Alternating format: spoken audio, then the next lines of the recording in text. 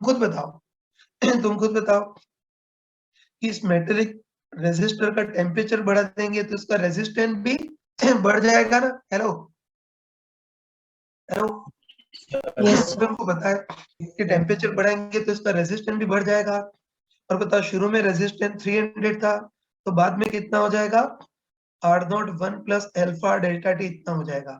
बस इस R3 का फाइनल रेजिस्टेंस निकाल सकते हैं ना, कितना होगा, R final equal R naught, तो आर नॉट तो इसका initial resistance 300, 1 plus alpha R, तो बताओ इसका टेम्परेचर कोफिशिएंट और रेजिस्टिविटी हमको कितना दे रखा है, कितना दे रखा है, 4 इंटू 10 टू पावर -4 दिख रहा है ना। Hello hello R final equal R naught 300, 1 plus alpha, तो इसका एल्फा हमको कितना दे रखा है, 4 into 10 to power -4 into delta T, तो टेम्परेचर में इंक्रीज कितना किया, 100। इसको सॉल्व कर लेना। तो मैं डायरेक्ट बता रहा हूँ, इसको सॉल्व करोगे तो R final equal to I think तुम्हारे पास 312 ओम आएगा। इतना कर लोगे ना। हेलो यस इसको सॉल्व करेंगे तो आर फाइनल 312 ओम आएगा। तो हम पक्का बोल सकते हैं कि शुरू में इसका रेजिस्टेंस 300 ओम था, लेकिन टेम्परेचर बढ़ाने के कारण इसका रेजिस्टेंस बढ़ जाएगा, 312 ओम हो जाएगा। बस अब हमको देखना है कि अब वोल्ट मीटर की रीडिंग कितनी होगी वो देखना है। तो अब ये व्हीटस्टोन ब्रिज बैलेंस्ड है क्या, तो व्हीटस्टोन ब्रिज बैलेंस्ड नहीं है, मतलब इस बार पोटेंशियल डिफरेंस जीरो नहीं होगा, तो वोल्ट मीटर की भी रीडिंग जीरो नहीं होगी, नॉन जीरो होगी। बस अब वोल्ट मीटर की रीडिंग कितनी होगी वो देखना है। तो तुम सोच के बताओ कि बिल्कुल आइडियल वोल्ट मीटर है ना, बिल्कुल आइडियल वोल्ट मीटर है, तो खुद तो कोई करंट खींचेगा नहीं, बस वोल्ट मीटर जो है वो एस और टी के बीच पोटेंशियल डिफरेंस को ही बताएगा। बस वोल्ट मीटर की रीडिंग निकालनी है। मतलब इनडायरेक्टली देखना है कि अब एस और टी पॉइंट के बीच डिफरेंस कितना होगा वो देखना है। इजीली कर सकते हैं ना। तो उसके लिए पहले हर एक ब्रांच में करंट निकाल लेते हैं, ठीक है ना। तो उसके लिए पहले हर एक ब्रांच में करंट निकाल लेते हैं। तो तुम खुद बताओ, है ना, तुम खुद बताओ। इस बार बैटरी और इन सर्किट की भी टांग अड़ाने के लिए और कोई नहीं है, और उसके पैरेलल में ये वाली जो ब्रांच है उसके अक्रॉस भी पोटेंशियल डिफरेंस 50 वोल्ट, सही बोला। यस ऐसे ही तो हम करते थे। व्हीटस्टोन ब्रिज की डेरिवेशन भी वैसे ही की थी। बस बैटरी का पोटेंशियल डिफरेंस 50 वोल्ट है, तो था उसके पैरेलल इस ब्रांच के भी अक्रॉस पोटेंशियल डिफरेंस 50 वोल्ट होगा, और उस ब्रांच के भी अक्रॉस 50 वोल्ट होगा। बस फटाफट बताओ कि इस ब्रांच के, चलो पहले इसका कर लेते हैं। तो था इस ब्रांच के अक्रॉस पोटेंशियल डिफरेंस 50 वोल्ट, और इस ब्रांच का टोटल रेजिस्टेंस कितना है, 100 प्लस 500 600, है ना। तो कोई ये तो नहीं बोलेगा कि वायर बीच में आ गया। तो मैंने बताया था कि वोल्ट मीटर तो लेकिन आइडियल है, इससे कोई करंट नहीं खींचेगा। कोई करंट नहीं खींचेगा, मतलब इन दोनों को सीरीज में बोल सकते हैं। बताओ इस वाली ब्रांच के अक्रॉस पोटेंशियल डिफरेंस 50 वोल्ट, इस ब्रांच का टोटल रेजिस्टेंस कितना है, 100 प्लस 500 मतलब 600। तो बताओ इस ब्रांच में बहने वाली करंट कितनी होगी, बताओ इस ब्रांच में बहने वाली करंट कितनी होगी। इस रास्ते का पोटेंशियल डिफरेंस 50 अपन केवल इस ब्रांच का टोटल रेजिस्टेंस 600, तो कितना आ गया, 1/12 कितना आएगा ना। हेलो कितनी आएगी करंट, यस सर। सॉल्व करेंगे तो 1/12 एम्पियर, और हमको बताया कि इधर बैटरी का पॉजिटिव सिरा तो करंट ऐसे निकलेगी। तो हम पक्का बोल सकते हैं कि इस ब्रांच पे बहने वाली करंट I1 कितनी होगी, 1/12 एम्पियर इतनी होगी। इसमें आ गई। वैसे इस ब्रांच में भी करंट निकाल सकते हो, फटाफट बताना कि बैटरी का पोटेंशियल डिफरेंस 50, तो इस ब्रांच के भी अक्रॉस पोटेंशियल डिफरेंस 50 है, बताओ। इस ब्रांच के अक्रॉस पोटेंशियल डिफरेंस 50 है, इस ब्रांच का टोटल रेजिस्टेंस कितना है, 300 प्लस 60 में तो 360, तो बताओ इस ब्रांच पे कितनी करंट बहेगी, बताओ। इस रास्ते का टोटल पोटेंशियल डिफरेंस 50 अपन इस रास्ते का टोटल रेजिस्टेंस कितना है, बताओ। 312 प्लस 60 में तो कितना हो गया, 372, सही बोला? बस इस ब्रांच पे करंट कितनी फ्लो होगी, इसके अक्रॉस पोटेंशियल डिफरेंस 50 अपन इसका रेजिस्टेंस 372 एम्पियर, बस इसमें करंट इतनी फ्लो होगी। और बैटरी के पॉजिटिव सिरे से करंट निकलेगी तो इसमें करंट इतनी फ्लो होगी, जिसको मैं I2 बोल लेता हूँ। तो बस आराम से बताओ, है ना? बस अब आराम से बताओ कि हर एक ब्रांच में करंट आ गई, बस अब हमको पूछा है कि एस और टी के बीच पोटेंशियल डिफरेंस कितना होगा, है ना? तो अब हमको पूछा है कि, है ना, वही बताओ कि वोल्टमीटर पोटेंशियल डिफरेंस ही मेजर करता है ना, वो इस आइडियल वोल्टमीटर की रीडिंग कितनी होगी, मतलब इनडायरेक्टली एस और टी के बीच पोटेंशियल डिफरेंस कितना होगा, मतलब वीएस माइनस वीटी कितना होगा वो देखना है। तो तुम कॉन्फिडेंटली बताओ ना, कॉन्फिडेंटली बताओ कि वीएस माइनस वीटी के लिए क्या लगा देंगे, बताओ। किरचॉफ का यूज करेंगे, है ना? हेलो? Yes sir. तो आराम से बताओ कि वीएस माइनस वीटी निकालना है, तो उसके लिए सिंपली हम एस से टी की ओर चलेंगे और रास्ते में जो जो नमूने आएंगे हर एक नमूने का पोटेंशियल ड्रॉप साइन के साथ लिखेंगे, है ना? तो आराम से बताओ, क्योंकि एस से टी की ओर चलेंगे तो सबसे पहले रेजिस्टर आ रहा है ना, वही कि एस से तो एस से टी की ओर क्या हो रहा है, एस से टी की ओर चलेंगे तो सबसे पहले रेजिस्टर आ रहा है, पोटेंशियल डिफरेंस आई आर, और करंट के अपोजिट जा रहे हैं तो माइनस आई आर, तो कितना आएगा, माइनस आई की जगह आई टू, तो आई टू कितना है,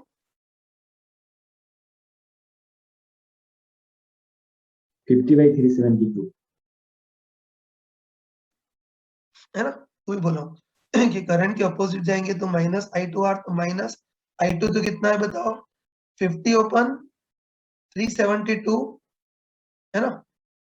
तो आई टू तो 50 इंटू 372 इंटू आर, तो इसका रेजिस्टेंस कितना है, 60। फिर बताओ, वापस रेजिस्टर है, पोटेंशियल डिफरेंस आई आर, और अब करंट की डायरेक्शन जा रहे हैं तो प्लस आई आर, प्लस आई, तो इसमें करंट कितनी है, 1/12 इंटू आर, इसका रेजिस्टेंस 100, तो वीएस माइनस वीटी आ गया।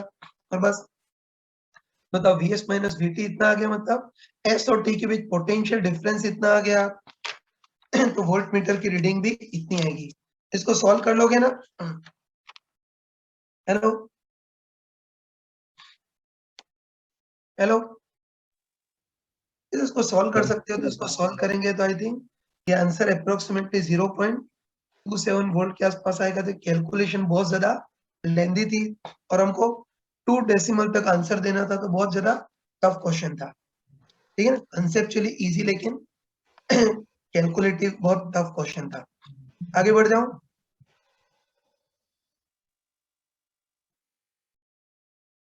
Yes sir.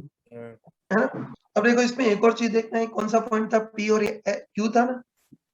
इसमें एक और चीज देखना, तो अभी तो हमने इसको इस तरीके से किया है, लेकिन इसको हम दूसरे तरीके से भी कर सकते थे, है ना?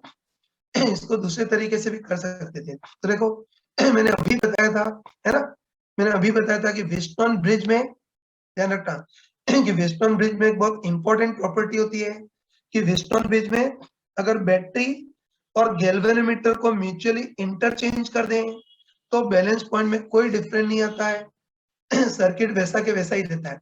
इस बार गैल्वेनोमीटर की जगह वोल्ट मीटर है, तो ध्यान रखना कि वेस्टर्न ब्रिज सर्किट में बैटरी और वोल्ट मीटर को म्यूचुअली इंटरचेंज कर सकते हैं। तो स्मार्ट ही बताओ कि तब सर्किट थोड़ा सा इजी हो जाएगा ना। तो तुम स्मार्ट ही बताओ कि बैटरी और वोल्ट मीटर को म्यूचुअली इंटरचेंज कर दें तो बैटरी तो यहाँ पहुंच जाएगी और वोल्ट मीटर यहाँ पहुंच जाएगा, तो अब सर्किट कैसा बनेगा वो देख सकते हैं।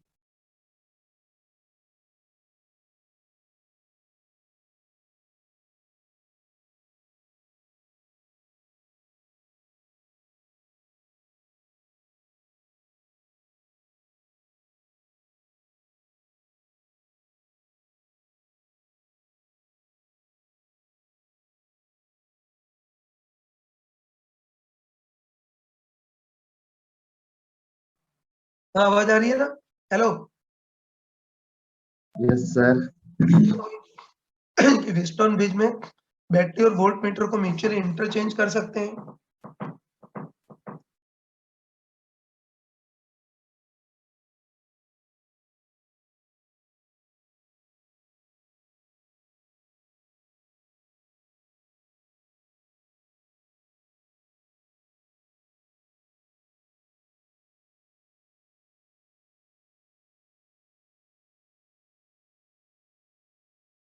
हाँ बच्चों ठीक है, तो इसको दूसरे तरीके से भी कर सकते हैं। बस व्हीटस्टोन ब्रिज में बैटरी और वोल्ट मीटर को म्यूचुअली इंटरचेंज कर सकते हैं ना।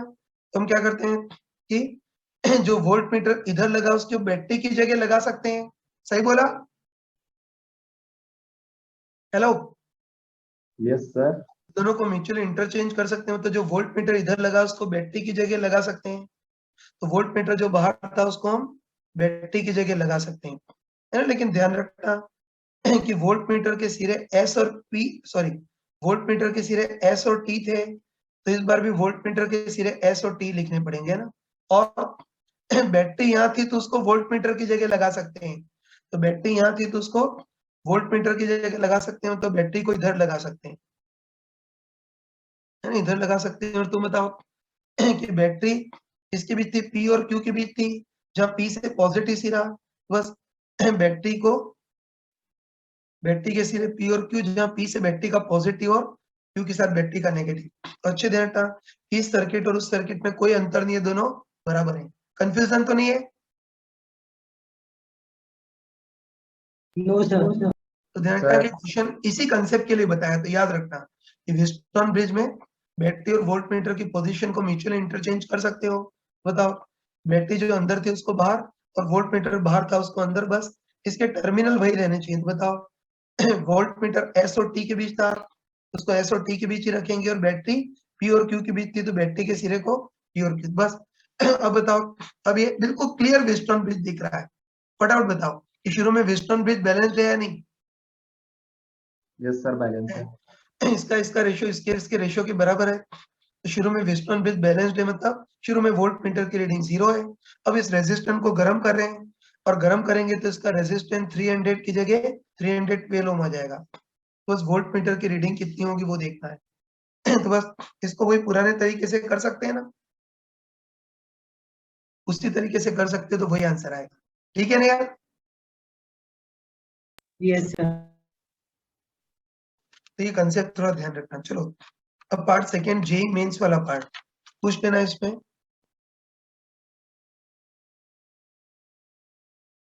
4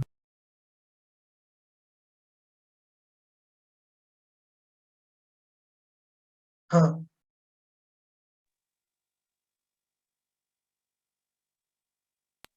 4 आगे कौन सा पूछना है? Question number 5। एक मिनट, सबसे पहले 1 से 3 में कोई पूछना है? No sir. एक मिनट, तुम्हारे 4 के शीट में कहाँ से स्टार्ट हो रहे हैं क्वेश्चन? 2010 से स्टार्ट हो रहे हैं 11 से? 10 से 10। चलो अच्छा है, शीट तो दोनों की सेम है। चलो क्वेश्चन नंबर 3 हो गया, yes Yes. Sir. Yes sir. है ना। 3 बिल्कुल सिंपल है कि इसमें, है ना, हमको पोटेंशियल ग्रेडियंट पूछा है। मैंने तुमको चमका कर बताया था, है ना, तुमको चमका कर बताया था कि पोटेंशियल ग्रेडियंट कुछ और नहीं होता, वायर के अंदर अंदर पैदा होने वाला इलेक्ट्रिक फील्ड होता है। बस पहले करंट दे रखी है तो उससे करंट डेंसिटी निकाल लेना। तो करंट डेंसिटी होगी current upon cross section area, तो current 0.2 upon cross section area 8 into 10⁻⁷, तो इससे करंट डेंसिटी आ गई। और करंट डेंसिटी आ गई तो पोटेंशियल ग्रेडियंट पूछा, तो इलेक्ट्रिक फील्ड पूछा है। बस सिंपली ओम्स लॉ का vector form E equal to rho into J, तो इससे इलेक्ट्रिक फील्ड आ जाएगा। और जो इलेक्ट्रिक फील्ड होता है उसी को खतरनाक शब्दों में पोटेंशियल ग्रेडियंट बोलते हैं। तो वेरी नाइस कि तुमने इसको कर लिया। चलो और कौन सा 4 कौन पूछ रहा है? यस सर, 4 में। देख लेना, सिंपल है। ये वोल्टेज और वोल्टेज रेटिंग के बारे में मैंने बताया था।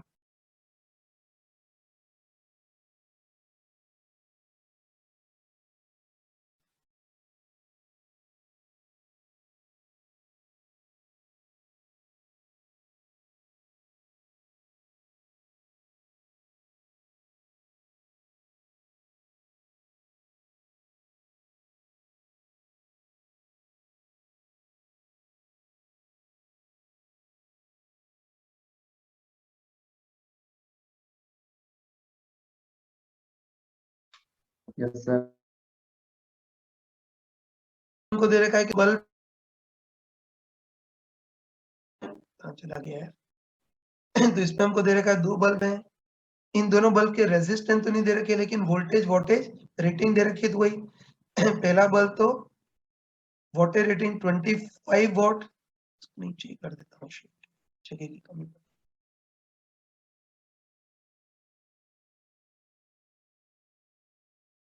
हाँ बच्चों फिर से बोल रहा हूँ, इसमें हमको दे रखा है कि दो बल्ब हैं, उनके रेजिस्टेंस देने की जगह उल्टा उनकी वोल्टेज और वोल्टेज रेटिंग दे रखी है। तो देखो जो पहला बल्ब है उसकी वोल्टेज रेटिंग तो 25 वॉट और वोल्टेज रेटिंग 220 वोल्ट ये दे रखी है। ऐसे ही जो दूसरा बल्ब है उसकी वोल्टेज रेटिंग तो हमको 100 वॉट और वोल्टेज रेटिंग तो बाय डिफॉल्ट 220 वोल्ट यही दे रखी है ना। और हमको अच्छे पता है ना, हमको अच्छे पता है कि घरों में तो एक्चुअली सारे बल्ब को पैरेलल कॉम्बिनेशन में लगाते हैं, है ना, पता है कि घरों में तो एक्चुअली सारे बल्ब को पैरेलल कॉम्बिनेशन में लगाते हैं, लेकिन इस बार किसी मूर्ख इंसान ने इन दोनों बल्ब को सीरीज कॉम्बिनेशन में लगा दिया है और उसको 220 वोल्ट की किसी बैटरी से जोड़ दिया है ना। मतलब इसको आई एम सॉरी गलत बोल गया, इनको सीरीज कॉम्बिनेशन में लगाया और इनको 440 वोल्ट की किसी बैटरी से या 440 वोल्ट के किसी सोर्स से जोड़ दिया है। तो हमको देखना है कि इन पे कौन सा बल्ब ज्यादा चमकेगा।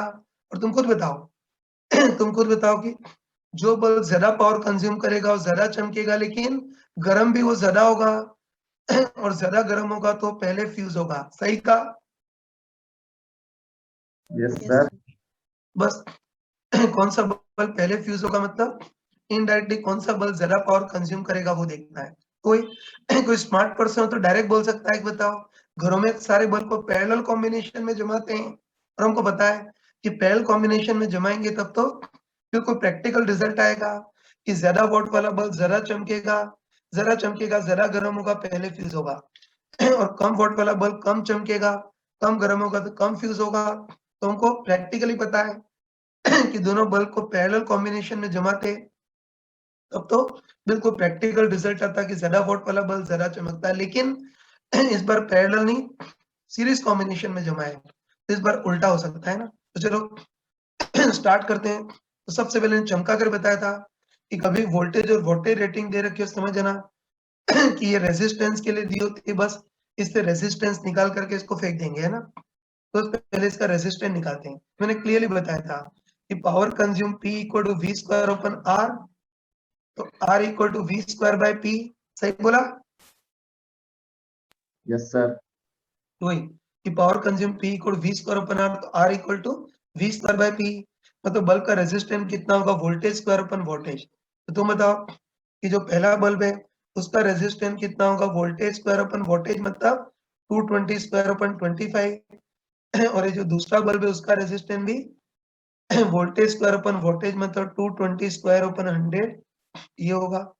तो दोनों के रेजिस्टेंस आ गए। बस तुम खुद बताओ, है ना तुम खुद देखते ही बताओ कि दोनों बल्ब की वोल्टेज रेटिंग तो सेम है ना। दोनों की वोल्टेज रेटिंग तो सेम है, लेकिन पहला जो बल्ब है उसकी वोल्टेज रेटिंग कम है, तो वोल्टेज रेटिंग कम है तो उसका रेजिस्टेंस ज्यादा होगा। और दूसरे बल्ब की वोल्टेज रेटिंग उतनी है लेकिन वोल्टेज रेटिंग ज्यादा है, डिनोमिनेटर ज्यादा है तो रेजिस्टेंस कम होगा। तो हम पक्का बोल सकते हैं कि पहले बल्ब का रेजिस्टेंस ज्यादा और दूसरे बल्ब का कम होगा। अब इसको 440 वोल्ट के सोर्स से जोड़ दिया है, तो देख है ना, तुम देखते ही बताओ कि दोनों बल्ब सीरीज कॉम्बिनेशन में है ना। देखते हुए बताओ कि दोनों बल्ब सीरीज कॉम्बिनेशन में है और हमको पता है कि सीरीज कॉम्बिनेशन में इससे दोनों में करंट सेम होगी। सही कहा? Yes sir. दोनों सीरीज कॉम्बिनेशन में तो दोनों से करंट सेम होगी, इसलिए इस बार पावर कंज्यूम का फॉर्मूला करंट की फॉर्म में लगाना पड़ेगा। तो तुम बताओ कि किसी भी बल्ब की है ना, किसी बल्ब की पावर कंज्यूम करंट की फॉर्म में कितनी होती है, आई स्क्वायर आर। तो बस दोनों में सीरीज कॉम्बिनेशन में करंट सेम है तो power consume I square R, तो पहले बल्ब की power consume I square R1 और दूसरे बल्ब की power consume I square R2 होगी। बस देखते बताओ कि दोनों सीरीज कॉम्बिनेशन में मतलब करंट तो सेम है, तो इस बार पावर कंज्यूम R के प्रोपोर्शन होगी। तो बताओ पहले बल्ब का वोल्टेज कम है तो रेजिस्टेंस ज्यादा तो इसकी पावर कंज्यूम भी ज्यादा होगी। तो बल्ब ज्यादा चमकेगा और ज्यादा चमकेगा तो ज्यादा गर्म भी होगा और ज्यादा गर्म भी होगा तो बल्ब पहले फ्यूज होगा, है ना। सही कहा? और दूसरे बल्ब का रेजिस्टेंस कम है तो पावर कंज्यूम भी कम होगी तो कम चमकेगा लेकिन गर्म भी कम होगा तो बाद में फ्यूज होगा। देखते बताओ कि कौन सा बल्ब पहले फ्यूज होगा? हस्टोन 25 वोल्ट वाला। ये वाला बल्ब है ना, बोल सकते हैं इस बल्ब का रेजिस्टेंस ज्यादा है तो पावर कंज्यूम भी ज्यादा होगी, और पावर कंज्यूम ज्यादा होगी मतलब ज्यादा चमकेगा लेकिन ज्यादा गर्म भी होगा और ज्यादा गर्म होगा तो ये बल्ब पहले फ्यूज होगा। और तुम बताओ कि जैसे ये बल्ब फ्यूज हो गया अब कनेक्शन कट जाएगा, और कनेक्शन कट जाएगा तो दूसरे बल्ब का फ्यूज होने का सवाल ही नहीं है। सही कहा? यस तो अच्छे ध्यान रखना, इस बार रिजल्ट एबनॉर्मल आ रहा है ज्यादा वोट वाला बल्ब कम चमक रहा है और कम वाला वोट वाला बल्ब ज्यादा चमक रहा है। तो एबनॉर्मल रिजल्ट क्यों आ रहा है? क्योंकि कॉम्बिनेशन ही एबनॉर्मल है ना घरों में सबको पैरेलल कॉम्बिनेशन में लगाते हैं, लेकिन इस बार उस मूर्ख इलेक्ट्रिशियन ने इनको सीरीज कॉम्बिनेशन में लगाया है। कॉम्बिनेशन एबनॉर्मल है तो रिजल्ट भी एबनॉर्मल ही आएंगे। सही है ना? बताओ पैरेलल कॉम्बिनेशन में लगाया होता तो कौन पहले फ्यूज होता? 100 वॉट वाला। 100। हमको पता है कि पैरेलल कॉम्बिनेशन में लगाया होता तो वोल्टेज सेम होता, तो पावर कंज्यूम V स्क्वायर अपन आ रहा था। तो जिसका वोल्टेज ज्यादा उसका रेजिस्टेंस कम, और रेजिस्टेंस कम है तो पावर कंज्यूम ज्यादा होगी। तो तब बिल्कुल प्रैक्टिकल रिजल्ट आएगा कि ज्यादा वोट वाला बल्ब ज्यादा चमकेगा और कम वोट वाला बल्ब कम चमकेगा। लेकिन प्रैक्टिकल रिजल्ट तब आता है जब अरेंजमेंट भी प्रैक्टिकल हो, मतलब पैरेलल कॉम्बिनेशन। चलो और कौन सा पूछना है? क्वेश्चन नंबर 5 हो गया। नहीं। यस सर हो गया। तो देखो 5 क्वेश्चन में एक चक्कर है कि इन बल्ब की वोल्टेज रेटिंग नहीं दे रखी है। देखो वोल्टेज रेटिंग नहीं दे रखी है ना, तो फिर हम, हाँ मैंने बताया था कि और वोल्टेज रेटिंग नहीं दी हो तो इंडिया में by default voltage rating 220 volt आते हैं, लेकिन उससे उत्तर मिलेगा ही नहीं कैलकुलेशन बहुत लेंदी हो जाएगी। तो देखो है ना, इसमें हम ये बहाना देंगे यार कि बताओ इस बार इस बल्ब को हमने सप्लाई की, इस बल्ब को सप्लाई की प्लग से जोड़ा है, और सप्लाई का है ना जो सप्लाई वोल्टेज जो 120 वोल्ट है, मतलब ध्यान रखना कि हम ये मानेंगे कि ये जो कंट्री है उसमें घरों में बिजली 120 वोल्ट पर आ रही है, तो उस कंट्री में जो बल्ब बनेंगे उनकी भी voltage rating by default 120 volt होगी। ये गंदा वाला बहाना देना पड़ेगा, ठीक है ना? Yes sir.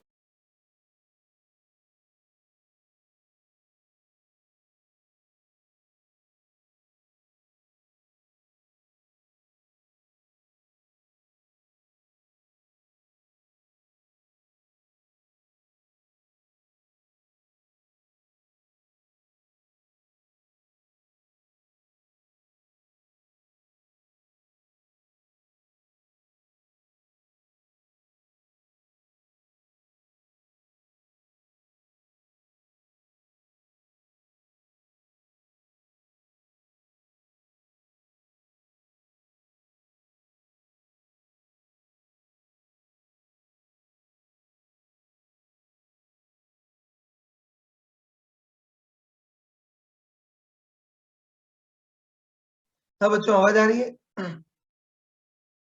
Hello hello. Yes sir. देखो जिससे अगर क्वेश्चन हो गया हो भी ध्यान से देखना, क्योंकि इसके अंदर एक इंपॉर्टेंट कंसेप्ट छुपा हुआ है जो तुम्हारे एसेशन रीजन की फॉर्म में पूछा जा सकता है ना तो इसको ध्यान से देखना है ना, केयरफुल देखना। देखो इस बार ध्यान से देखना तो इस बार हमको दे रखा है कोई बल्ब है, सॉरी बच्चे है ना, तो इस बार हमको दे रखा है कोई बल्ब है, और इस बल्ब की कहाँ चला गया, हाँ फिर से बोला हूँ, इस बार हमको दे रखा है कोई बल्ब है और बल्ब की वोल्टेज रेटिंग हमको कितनी दे रखी है 60 वॉट। दिख रहा है हमको ये बल्ब है और उसकी वोल्टेज रेटिंग हमको 60 वॉट दे रखी है, लेकिन वोल्टेज रेटिंग वो देना भूल गया है। देखो वैसे तो by default voltage rating 220 volt मानते हैं, लेकिन उससे उत्तर आएगा ही नहीं, कैलकुलेशन बहुत लेंदी हो जाएंगी तो देखो इसमें बहाना ही बनाएंगे, बहाना ही बनाएंगे कि इसमें है ना, इसमें जो बल्ब है उसको 120 वोल्ट की पावर सप्लाई से जोड़ रहे हैं ना, मतलब बहाना ही बनाएंगे कि ये जो कंट्री है ना, ये जो कंट्री है उसमें प्लग का वोल्टेज 120 वोल्ट है, मतलब इसमें घरों में 120 वोल्ट पर बिजली आती है, 120 वोल्ट पर बिजली आती है तो उस कंट्री में जो भी इलेक्ट्रिकल अप्लायंसेस होंगे उसकी वोल्टेज रेटिंग भी 120 वोल्ट होगी, ये बहाना बनाएंगे, है ना? ध्यान रखोगे? हेलो, ये ध्यान रखना Yes, sir. कि जो भी प्लग है उसका वोल्टेज 120 वोल्ट में, तो उस कंट्री में 120 वोल्ट पर ही बिजली सप्लाई की जाती है, तो उसमें जो भी अप्लायंसेस होंगे उसकी वोल्टेज रेटिंग 120 वोल्ट होगी। बस बताओ, वोल्टेज और वोल्टेज रेटिंग से हम इस बल्ब का रेजिस्टेंस निकाल सकते हैं ना? तो मैंने पहले ही बताया था कि power consume P equal V square upon R, तो R equal to V square upon P, तो इसका भी रेजिस्टेंस कितना होगा? V स्क्वायर अपन P, मतलब वोल्टेज स्क्वायर अपन वोल्टेज, है ना? तो इसका भी resistance voltage square upon voltage, तो वोल्टेज रेटिंग 120 का स्क्वायर अपन वोल्टेज रेटिंग 60, तो इसको सॉल्व करोगे तो इस बल्ब का रेजिस्टेंस 240 ओम आएगा, कर लोगे ना? तो इसको सॉल्व करोगे तो इस बल्ब का रेजिस्टेंस कितना आ गया? 240 ओम, ये आ गया, है ना? अब देखो, अब इस बल्ब को, है ना वही, इस बल्ब को अपने प्लग से जोड़ते हैं, है ना वही, इस बल्ब को उस कंटी के प्लग से जोड़ते हैं और हमको दे रखा है कि उस कंटी में घरों में जो बिजली आती है वो 120 वोल्ट पर आती है। मतलब कहने का मतलब है कि इस बल्ब को 120 वोल्ट के सोर्स या किसी बैटरी से जोड़ देते हैं ना। और तुम बताओ कि ये, है ना, तुम बताओ कि प्लग है और एक बल्ब है, इसके बीच में कॉपर का वायर भी होगा ना? Hello, Yes, sir. तुमको बताओ, आवाज नहीं, तुमको बताओ कि घंटी का प्लग है, मतलब सोर्स बैटरी है, ये बल्ब है, लेकिन बताओ प्लग और बल्ब के बीच कॉपर का वायर भी आएगा जिसको लीड वायर बोलते हैं, और हमको दे रखा है कि लीड वायर का भी रेजिस्टेंस है 6 ओम, है। तो ध्यान रखना कि वैसे तो लीड वायर कॉपर का बना होता है, रेजिस्टेंस बहुत ही कम होता है, लेकिन थोड़ा बहुत तो रेजिस्टेंस होगा। ये तो मान लेते हैं इस घंटी में, है ना वही, तो मान लेते हैं कि इस बार बल्ब और ये प्लग के बीच में कॉपर वायर होगा, और वो बीच में जो कॉपर वायर है, मतलब जो लीड वायर है, उसका रेजिस्टेंस टोटल 6 ओम है। तो बस हमको देखना है कि अभी हमको देखना है कि अभी मतलब इस पहले वाले केस में इस बल्ब के अक्रॉस पोटेंशियल डिफरेंस कितना आएगा वो देखना है। तो स्मार्टली बताओ तुम, तो स्मार्टली बताओ कि सोर्स का पोटेंशियल डिफरेंस 120 वोल्ट है, तो इस बल्ब के भी अक्रॉस पोटेंशियल डिफरेंस क्या 120 वोल्ट होगा क्या? नहीं होगा। नहीं होगा। तुम बताओ कि बीच में टांग अड़ाने के लिए, है ना, बीच में टांग अड़ाने के लिए लीड वायर भी आ गया है, तो थोड़ा बहुत वोल्टेज खा जाएगा। तो सोर्स का वोल्टेज 120 वोल्ट है, तो बल्ब के अक्रॉस वोल्टेज 120 वोल्ट से थोड़ा कम होगा, है ना? कितना होगा वो देखना है।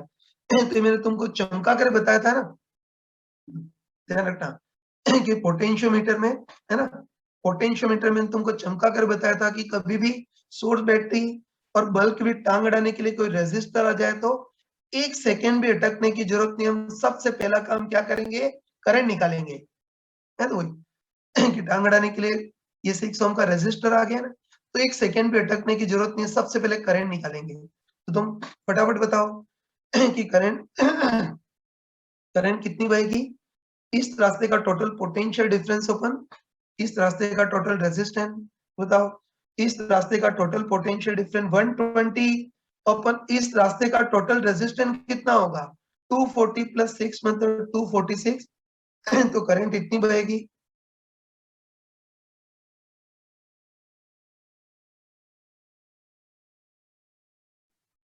सही बोला ना? हेलो, तो पहले केस में करंट इतनी बहेगी, थोड़ा सॉल्व कर सकते हैं। 6 के कैंसिल करोगे तो कितना आ जाएगा? 20 ओपन कितना आ जाएगा? 41 सही लिखा है ना? हेलो, सही है सर। तो करंट कितनी बहेगी? रास्ते का पोटेंशियल डिफरेंस 120 ओपन रास्ते का रेजिस्टेंस 246, तो कैंसिल करेंगे तो 20/41 इतनी करंट फ्लो होगी। बस तुम आराम से बताओ, है ना? तुम आराम से बताओ कि बैटरी से इतनी करंट बहेगी तो इससे भी उतनी गुजरेगी, और बल्ब से भी गुजरने वाली करंट उतनी होगी 20/41 ही होगी। बस आराम से बताओ कि बल्ब से करंट इतनी बहेगी, तो इस बल्ब के क्रॉस पोटेंशियल डिफरेंस कितना होगा? IR। ऐसे करते थे ना तो करंट निकाली, तो बल्ब से भी उतनी करंट गुजरेगी, तो बल्ब के क्रॉस पोटेंशियल डिफरेंस कितना होगा? IR। तो था I, तो इसमें बहने वाली करंट 20/41 इंटू R, बल्ब का रेजिस्टेंस 240, इसको सॉल्व कर लेना। तो इसको सॉल्व करोगे तो अप्रोक्सीमेटली 117 वोल्ट ये आएगा। ये लेंदी है थोड़ा सा, टॉर्चर है ना, लेकिन फिर बता रहा हूँ कि इसको सॉल्व करोगे तो शुरू में बल्ब के अक्रॉस पोटेंशियल डिफरेंस 117 वोल्ट आएगा। तो बताओ कि बैटरी का पोटेंशियल डिफरेंस 120 और बल्ब के अक्रॉस 117, तो 3 वोल्ट कौन खा गया? रजिस्टर 3 वोल्ट कौन खा गया? लीड वाला रेजिस्टेंस 3 वोल्ट खा गया, तो इसके अक्रॉस 117 वोल्ट आएगा। तो क्वेश्चन का पहला पार्ट तो कर लिया। अब सेकेंड पार्ट देखना ना, पहला पार्ट तो कर लिया, अब सेकेंड पार्ट देखना फटाफट, है ना। तो सेम वही है, सेकेंड पार्ट में वही है कि इस बल्ब को 120 वोल्ट के सोर्स से जोड़ा है ना, सेम वही केस है। तो सेकेंड पार्ट में भी क्या हो रहा है ना, सेकेंड पार्ट में भी हमको दे रखा है कि सेम वही बल्ब है ना, वही कि सेम वही बल्ब है जिसका रेजिस्टेंस 240 ओम, उसको 120 वोल्ट के प्लग से या सोर्स से जोड़ा है, और बीच में टांग अड़ाने के लिए लीड वायर का रेजिस्टेंस 6 ओम है। इतना तो है ही, है ना, इतना तो ही। लेकिन अब हम क्या करें कि इस बल्ब के पैरेलल में एक हीटर भी लगा देते हैं, हमको दे रखा है कि इस बल्ब के पैरेलल में एक हीटर भी लगा देते हैं, और हीटर की वोल्टेज रेटिंग हमको कितनी दे रखी है? 240 वोल्ट है ना। तो बल्ब के पैरेलल में हीटर भी लगा देते हैं जिसकी वोल्टेज रेटिंग 240 वोल्ट है, और वोल्टेज रेटिंग देना भूल गया है, तो इस बार वोल्टेज रेटिंग क्या लेंगे? 120 वोल्ट, ठीक है ना। वही कि जो हीटर लगा उसकी वोल्टेज रेटिंग 240 वोल्ट, और वोल्टेज रेटिंग देना भूल गया, तो यही मानेंगे कि उस कंट्री में घरों में बिजली 120 वोल्ट पर आती है, तो वोल्टेज रेटिंग 120 वोल्ट। तो इससे हीटर का भी रेजिस्टेंस निकाल सकते हैं। फटाफट बताओ कि हीटर का भी रेजिस्टेंस कितना होगा?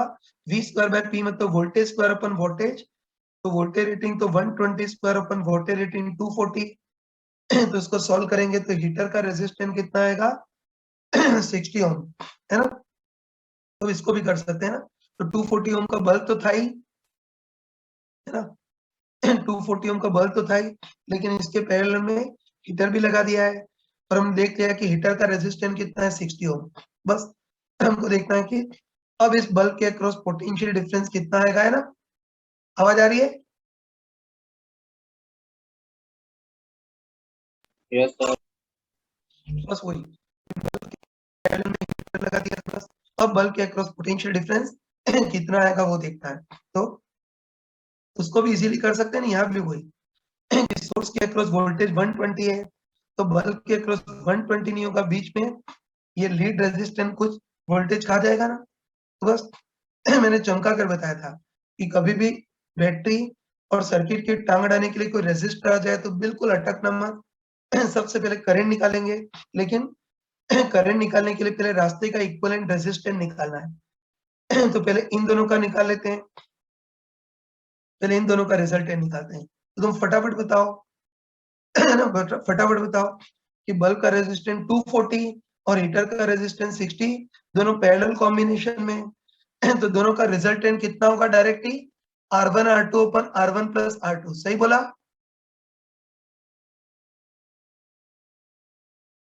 Hello, yes sir. 240 और 60 पैरेलल कॉम्बिनेशन में, तो इनका रिजल्टेंट R1 R2 अपन R1 प्लस R2, तो R1 60, R2 240 अपन R1 प्लस R2, मतलब 62 प्लस 240। तो इसको सॉल्व करेंगे तो इन दोनों का रिजल्टेंट तुम्हारे पास 48 ओम आएगा, है ना। तो बस ये दोनों पैरेलल कॉम्बिनेशन में, तो इनका रिजल्टेंट 48, और बताओ 48 के साथ ये 6 ओम फिर सीरीज कॉम्बिनेशन, 48 के साथ ये 6 फिर सीरीज कॉम्बिनेशन में, तो पूरे रास्ते का टोटल रेजिस्टेंस कितना हो गया? 48 प्लस 6 में तो 54। बस अब इस बार करंट कितनी फ्लो होगी वो भी निकाल सकते हो ना, इस बार बैटरी से कितनी करंट फ्लो होगी वो निकाल सकते हो, बताओ। इस बार बैटरी से कितनी करंट फ्लो होगी? इस रास्ते का, है ना, इस रास्ते का नेट ईएमएफ 120, अपन इस पूरे रास्ते का टोटल रेजिस्टेंस 48 और 6 कितना हो गया? 54। तो इसको सॉल्व करेंगे तो कितना आ गया? 20/9, सही बोला? हेलो। तो इसको सॉल्व किया तो बैटरी से बहने वाली करंट 20/9 आ गई। अब तुम बताओ कि बैटरी से 20/9 बहेगी, है ना, बैटरी से 20/9 बहेगी तो इधर भी इतनी जाएगी, और पूरे सिस्टम में एंटर भी कितनी करेगी 20/9 एम्पियर। अब बताओ 20/9 एम्पियर की करंट को देने के दो पैरेलल रास्ते मिल गए तो करंट बटेगी और रेजिस्टेंस के इनवर्स रेशियो में डिवाइड होगी। लेकिन मैंने चमका कर बताया था कि ऐसे केस में करंट को डिवाइड करने की जरूरत नहीं है, याद है ना? Yes, sir. अगर Equivalent. बताया था कि ऐसे केस में करंट को डिवाइड करने की जरूरत नहीं है ना। यहाँ अपनी स्मार्टनेस दिखा सकते हैं। तुम बताओ, एक मिनट, तुम बताओ कि बल्ब और हीटर दोनों पैरेलल कॉम्बिनेशन में, तो दोनों के अक्रॉस पोटेंशियल डिफरेंस सेम होगा। मतलब जो पोटेंशियल डिफरेंस बल्ब के अक्रॉस होगा वही हीटर के अक्रॉस होगा और वही दोनों के रिजल्टेंट के अक्रॉस होगा। तो दोनों के इक्विवेलेंट के अक्रॉस ही निकाल लेना। तुम बताओ इन दोनों का इक्विवेलेंट रेजिस्टेंस 48 ओम है और इक्विवेलेंट में टोटल करंट कितनी जा रही है 20/9। तो तुम बताओ इस इक्विवेलेंट के अक्रॉस पोटेंशियल डिफरेंस कितना होगा आई आर इक्विवेलेंट। फाई तो इक्विवेलेंट में जाने वाली total current 20/9 into R equivalent, इन दोनों का इक्विवेलेंट रेजिस्टेंस 48। इसको सॉल्व कर लेना। तो इसको सॉल्व करोगे तो अप्रोक्सीमेटली 107 वोल्ट ये आ गया। तो तुम स्मार्टली बताओ कि इक्विवेलेंट के अक्रॉस पोटेंशियल डिफरेंस 107 वोल्ट है, तो हीटर के अक्रॉस भी उतना ही होगा और बल्ब के अक्रॉस भी उतना ही होगा। बस बल्ब के अक्रॉस पोटेंशियल डिफरेंस कितना घट गया वो पूछा है। तुम बताओ कि पहले बल्ब के अक्रॉस पोटेंशियल डिफरेंस कितना था।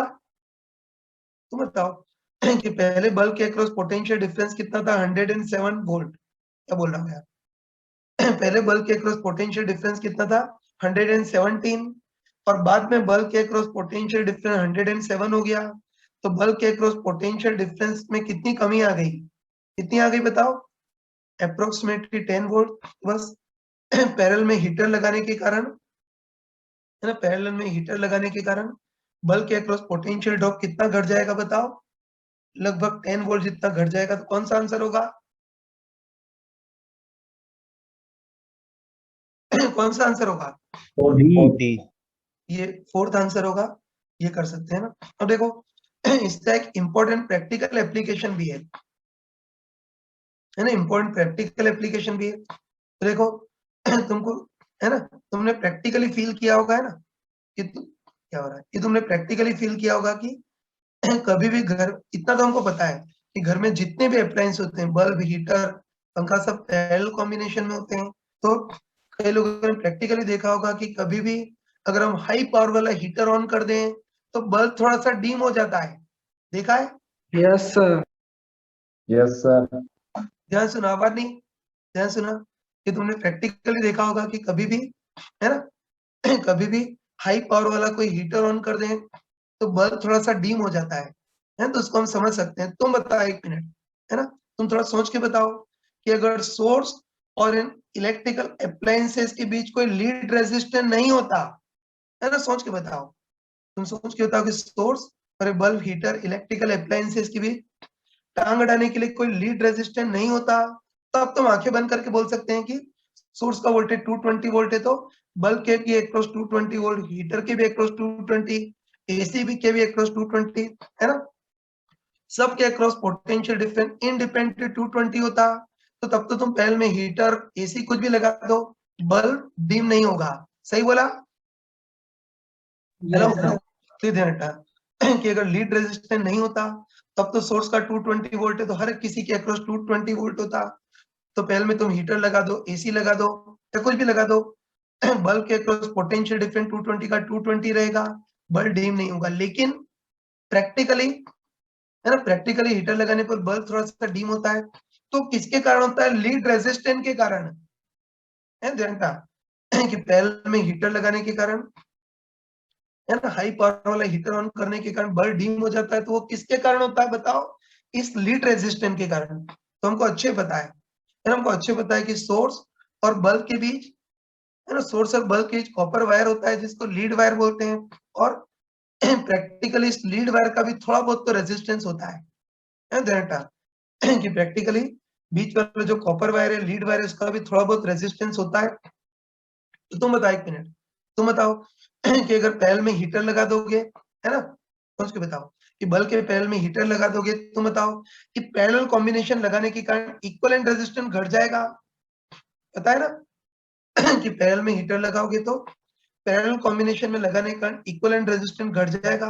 और बताओ रास्ते का इक्विवेलेंट रेजिस्टेंस घट जाएगा तो करंट बढ़ जाएगी। और तुम बताओ कि करंट बढ़ जाएगी तो लीड रेजिस्टर जो पोटेंशियल खाएगा IR वो भी बढ़ जाएगा। और बताओ लीड रेजिस्टर अब ज्यादा पोटेंशियल खाएगा तो बल्ब के अक्रॉस पोटेंशियल डिफरेंस घट जाएगा। ये कंसेप्ट है, कोई कंफ्यूजन तो नहीं है? हेलो सर इसमें अगर वोल्टेज और कुछ रहता तो सर रेटेड वोल्टेज बल्ब का क्या मानते, हीटर का? वो तो थोड़ा सा क्वेश्चन की गलती है, लेकिन पहले ये चीज बता रहा हूँ, इसमें कोई कंफ्यूजन नहीं है ना? नहीं हेलो, सर। तो तुम्हारे एसेशन रीजन की फॉर्म में पूछा जाता है कि कभी भी घर में हाई पावर का हीटर ऑन कर दें तो बल्ब थोड़ा डीम हो जाता है, और रीजन में लिखा होता है कि बल्ब जो डीम होता है वो लीड वायर के रेजिस्टेंस के कारण होता है। तो फर्स्ट आंसर लिखेंगे, दोनों सही है, एक्सप्लेनेशन भी कर लोगे। बाकी ध्यान तक ये थोड़ी कमी थी, इनको क्वेश्चन में लिखना चाहिए था कि वोल्टेज रेटिंग तो 60 और 240 और वोल्टेज रेटिंग 120 वोल्ट को लिखा होना चाहिए था। लिखना भूल गए तो फिर हमको ये कॉम्प्रोमाइज करने पड़ेंगे, ठीक है? हेलो, चलो आगे बढ़ रहा हूँ, कोई कंफ्यूजन तो नहीं है? No sir.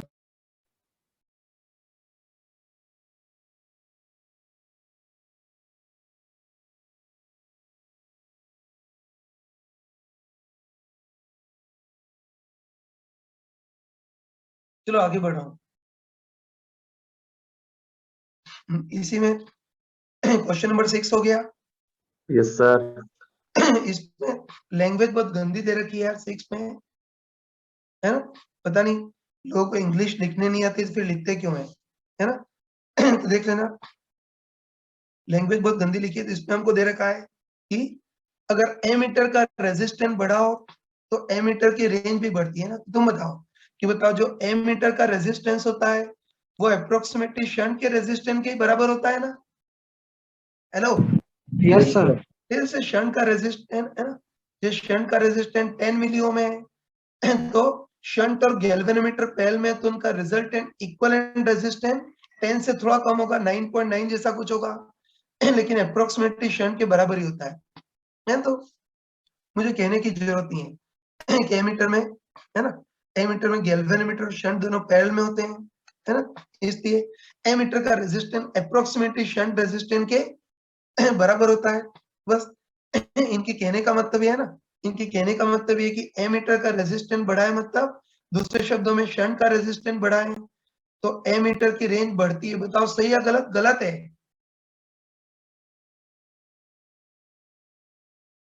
ना? गलत है। तो हमको पता है कि किसी भी एमीटर की रेंज बढ़ानी है तो उसका शंट रेजिस्टेंस बढ़ाना नहीं घटाना होता है। सही बात बोला? Yes sir. नहीं तो क्लास मैंने चमका कर बताया था कि किसी भी एमीटर की रेंज बढ़ानी है तो उसके लिए तो शंट का रेजिस्टेंस घटाना होता है, जबकि इस बार बढ़ाना दे रखा है। पहला स्टेटमेंट गलत और दूसरा स्टेटमेंट सही है।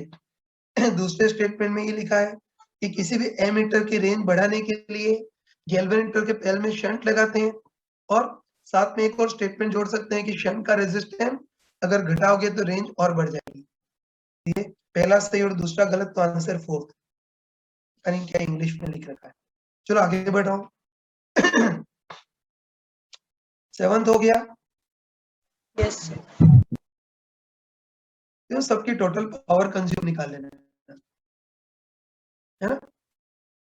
तो इस 7 में सबकी पावर कंज्यूम निकाल लेना। तो हमको दे रखा है कितने, 4 बल्ब हैं, 3 फैन है, 1 हीटर है, सबकी पावर कंज्यूम दे रखी है। तो इससे हम, क्या हो रहा है यार, है ना, सबकी पावर कंज्यूम दे रखी है तो इससे हम सबकी टोटल पावर कंज्यूम निकाल सकते हैं ना? हो गया तो सर, हो गया।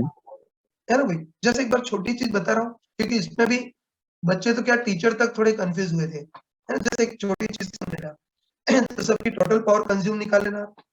तुम सॉल्व करोगे तो बल्ब की टोटल पावर कंज्यूम 600 आ रही है। उसके बाद फैन, है ना, तो वही बल्ब की पावर कंज्यूम इतनी आ रही है, तो क्या जो दूसरे बल्ब है उसकी पावर कंज्यूम 500 आ रही है।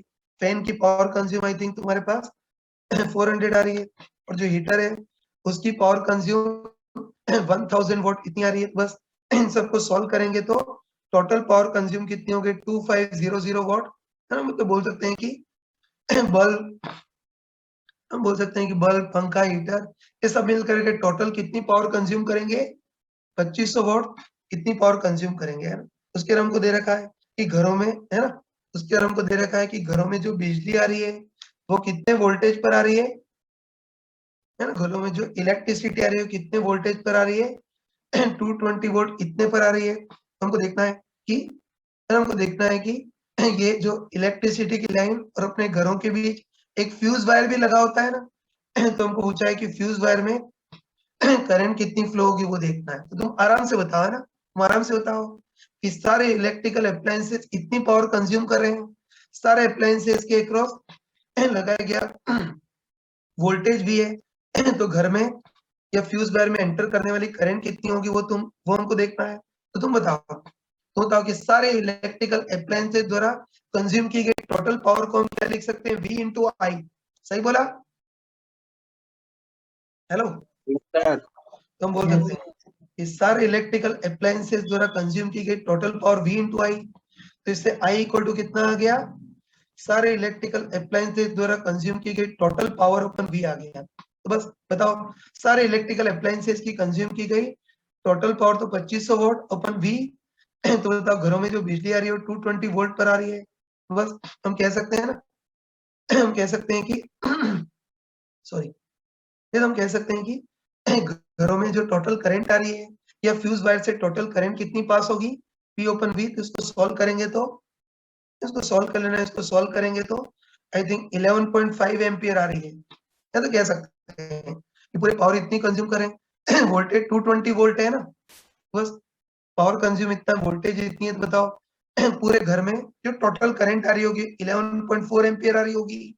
और बताओ करंट फ्यूज वायर से ही पास होती है ना मतलब बोल सकते हैं कि घरों, है ना, कोई इलेक्ट्रिसिटी का वायर और घरों के बीच जो फ्यूज वायर है उसमें करंट कितनी फ्लो हो रही है 11.4 एम्पियर इतनी करंट फ्लो हो रही है।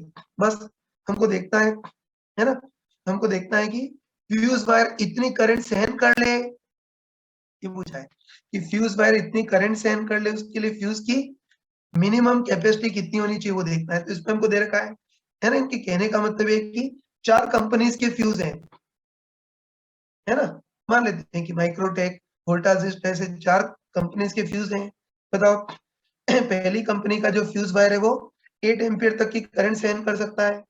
दूसरी कंपनी का जो फ्यूज वायर है वो 10 एम्पियर तक की करंट सहन कर सकता है।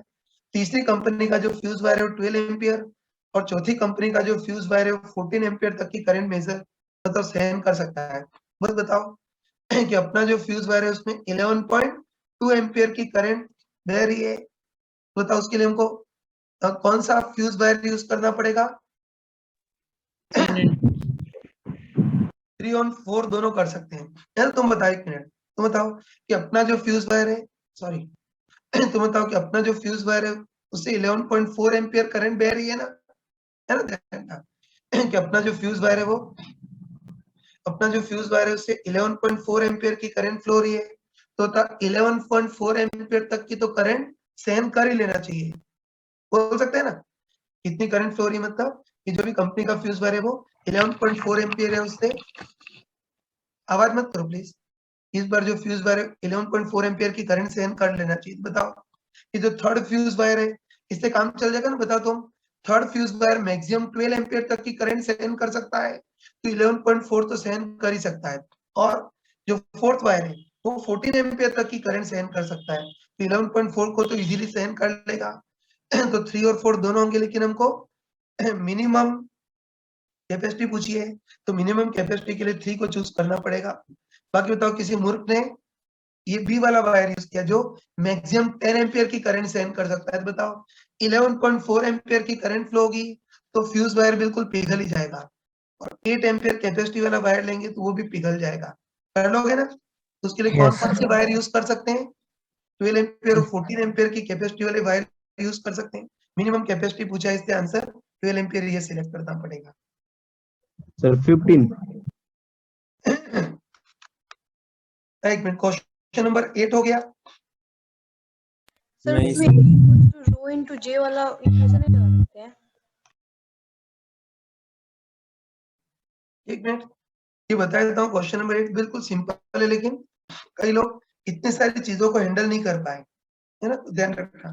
तुमने सही कहा, है ना, तुमने सही कहा कि इसमें हम, चला गया, तुमने सही कहा कि इसमें हम ओम्स लॉ का वेक्टर फॉर्म मतलब E equal to rho into J लगा सकते हैं, लेकिन इस बार बीच में ड्रिफ्ट वेलोसिटी भी आ गई है। तो बताओ कि इसमें बीच में ड्रिफ्ट वेलोसिटी भी आ गई है, तो उसके लिए तो करंट का माइक्रोस्कोपिकल फॉर्मूला लगाना ही सही रहेगा, है ना, ठीक है ना। तो इसमें करंट का माइक्रोस्कोपिकल फॉर्मूला लगाना ही सही रहेगा, है ना। बस तुम बताओ कि इसका पोटेंशियल डिफरेंस दे रखा है ना, वही ध्यान रखना कि इस रेजिस्टर के अक्रॉस पोटेंशियल डिफरेंस 5 वोल्ट है, वायर की लेंथ दे रखी है, ड्रिफ्ट स्पीड दे रखी है, और इलेक्ट्रॉन की नंबर डेंसिटी दे रखी है। बस हमको रेजिस्टिविटी कितनी होगी वो देखना है, बस सिंपली ओम्स का लॉ लगा सकते हैं, है ना। ध्यान रखना, है ना, सिंपली हम ओम्स का लॉ लगा सकते हैं। तुम बताओ कि ओम्स लॉ के अकॉर्डिंग इस रेजिस्टर के अक्रॉस भी potential difference equal to IR, सही बोला। Yes. तो ओम्स लॉ लगा सकते हैं, मतलब इस रेजिस्टर के अक्रॉस भी potential difference equal to IR। तो चलो दोनों का ऑपरेशन करते हैं, है ना। तो तुम बताओ कि इस रेजिस्टर के अक्रॉस पोटेंशियल डिफरेंस IR में पहले करंट का ऑपरेशन करते हैं।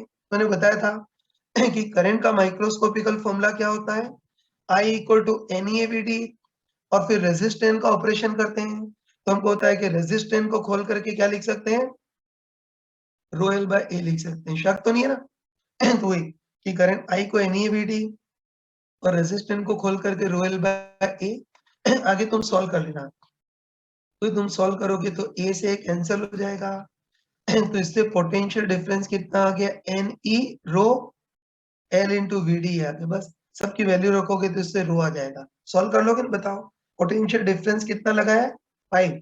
N इलेक्ट्रॉन की नंबर डेंसिटी, मिल जाएगा सर। वो हमको 8 इंटू 10 टू पावर 28 इतनी दे रखी है। E इलेक्ट्रॉन पर चार्ज तो 1.2 इंटू 10 पावर माइनस 19 रो निकालना है। L इसकी लेंथ 0.1 और ड्रिफ्ट स्पीड हमको दे रखी है 2.5 इंटू 10 टू पावर माइनस 4। तो इससे रो भी निकाल सकते हो। ये थोड़ा ध्यान रखना है कि माइक्रोस्कोपिकल स्टडी और सब हमने की थी, तो वेस्ट नहीं जाए। क्वेश्चन आए तो तुमको आना चाहिए हैंडल करने। अगर ड्रिफ्ट स्पीड नहीं दी होती तो फिर वो ओम्स लॉ का scalar vector form E equal to rho into J लगा सकते थे, ठीक है ना। हो गया Yes. चलो 16। वैसे तो इसमें भी लगा सकते हैं, E equal to rho into J, और जे क्या होता है, करंट ओपन एरिया। तो current NeVD upon area A करें तो बताओ जे को हम क्या लिख सकते हैं, NeVD डायरेक्ट, उससे भी कर सकते हैं। बताओ इलेक्ट्रिक फील्ड कितना होगा, delta V by L equal to rho निकालना है, और करंट डेंसिटी कितनी होती है NeVD, इससे भी आंसर आ जाएगा। लेकिन दोनों का मतलब तो सेम ही है ना यार, दोनों का मतलब सेम ही है। यस चलो आगे बढ़ो। 16 सर। 15 क्वेश्चन नंबर कौन सा, 16।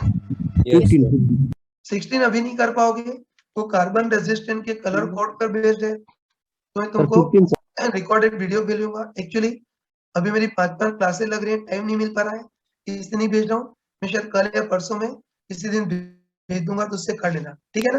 15 18 सर। 18 सर। 15 सर। एक मिनट, क्वेश्चन नंबर 16 तक और कोई पूछना है क्या। 15 सर 15 15 18। एक मिनट, सबसे पहले पूछ रहा हूँ कि इसमें क्वेश्चन नंबर 10 हो गया, है ना। हाँ क्वेश्चन सर। नंबर 10 बिल्कुल बेवकूफ बनाने का है। तुम बताओ कि हर ब्रांच में 2 वोल्ट और 2 वोल्ट की बैटरी अपोजिंग है, तो दोनों कैंसिल हो जाएंगे, तो हर ब्रांच का टोटल पोटेंशियल डिफरेंस 0, तो हर ब्रांच पे करंट 0 हो जाएगी। चलो 11 के बारे में बता देता हूँ। तो 11 में कौन सा स्टेटमेंट फॉल्स है, तो इसमें थर्ड स्टेटमेंट फॉल्स है यार, है ना। तो थर्ड स्टेटमेंट में दे रखा है ना, थर्ड स्टेटमेंट में दे रखा है कि व्हीटस्टोन ब्रिज सर्किट में बैटरी और गैल्वेनोमीटर की पोजीशन म्यूचुअली इंटरचेंज करें तो बैलेंस पॉइंट डिस्टर्ब होता है क्या, यस सर। No, sir. नहीं होता यार। मैंने अभी तुमको चमका कर बताया था ना, अभी चमका कर बताया था कि व्हीटस्टोन ब्रिज में बैटरी और गैल्वेनोमीटर की पोजीशन को म्यूचुअली इंटरचेंज करें तो कोई फर्क नहीं पड़ता है, बैलेंस पॉइंट वहीं का वहीं रहता है। तो मेजरमेंट एरर की शीट में ये दे रखा है, बाकी ये भी ध्यान रखना। तो इसमें थोड़ा ऑप्शन गलत है। बाकी कर लोगे। 13 हो गया, कोई बैटरी के पैरेलल कॉम्बिनेशन से करना है। 14 हो 18 गया, एक मिनट, 14 कर लिया। Yes, sir. चलो वेरी 15 नाइस यार, अब नहीं, वेरी नाइस कि तुम लोगों ने ढंग से इसको कैच कर लिया, तो समझ गए होंगे, है ना। सॉरी, क्वेश्चन की लैंग्वेज देखते ही समझ गए होंगे कि ये, है ना, देखते ही समझ गए होंगे कि एक्सपेरिमेंट कौन सा है। पोटेंशियोमीटर से अननोन सेल का ईएमएफ मेजर करने वाला एक्सपेरिमेंट है ना। तो उसमें मैंने बताया था कि पहले पोटेंशियोमीटर से अननोन सेल लगाते हैं, और पोटेंशियोमीटर से अननोन सेल लगाए तब बैलेंस स्ट्रेंथ अपने पास 52 आ रही है, इसको x1 बोलते हैं। फिर उसके पैरेलल में R का कोई नॉन रेजिस्टेंस लगाएं तो तब जो बैलेंस स्ट्रेंथ होती है x2 40 सेंटीमीटर दे रखी है। बस आराम से बताओ कि केवल अननोन सेल लगाने पर बैलेंस स्ट्रेंथ x1, पैरेलल में R का नॉन रेजिस्टेंस लगाने पर बैलेंस स्ट्रेंथ x2, तो अननोन सेल का इंटरनल रेजिस्टेंस कितना होगा, simply x1 by x2 minus 1 into R value रख देना। देखो ये क्वेश्चन कई बार अपने एग्जाम में पूछा गया है। चलो 15 18 क्वेश्चन नंबर 18 देखना। सर 15 से 15 यार 15 क्वेश्चन में नहीं बता पाऊंगा, 15 क्वेश्चन मैंने क्लास में किया था, है ना, क्लास में किया था कि दोनों रेजिस्टर की पोजीशन को म्यूचुअली इंटरचेंज कर दो तो प्रोपोर्शनली बैलेंस स्ट्रेंथ भी इंटरचेंज हो जाएंगी। कराया था ना ऐसे क्वेश्चन, यस सर किया था। और दो तरीकों से किया था, एक तो मूर्खों वाला तरीका और एक स्मार्ट तरीका। ये भी क्वेश्चन सेम उसी टाइप का है, ठीक है ना। हेलो, तो देखना अपने क्लास नोट्स में इसी कंसेप्ट का क्वेश्चन करा रखा है, 2007 में पूछा था और 2018 में भी वैसा ही क्वेश्चन पूछ लिया है। चलो क्वेश्चन नंबर 18 इसको मैं अगले पेज पे कर लेता हूँ। एक्सरसाइज 3 के पार्ट सेकंड का क्वेश्चन नंबर 18।